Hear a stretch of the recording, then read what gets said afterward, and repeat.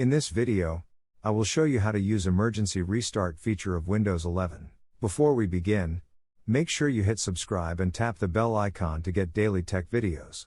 If you're facing an emergency situation on Windows 11 and need to restart your system immediately, then you can do that. Windows 11 ships with an emergency restart option. And here I will show you how to use that. On your desktop, press Ctrl and Alt keys combination and then press the Delete key. A new screen will appear with these options. There is a power button at the bottom right side. Click this power button while holding down the Control key. The emergency restart screen will now appear. And click on OK to restart PC immediately. Your computer will begin the restart process, and Windows 11 will shut down and start up again. Alternatively, if your system becomes unresponsive or you're unable to access the Ctrl+Alt+Delete screen, you can perform a hard restart by pressing and holding the power button on your computer until it turns off completely.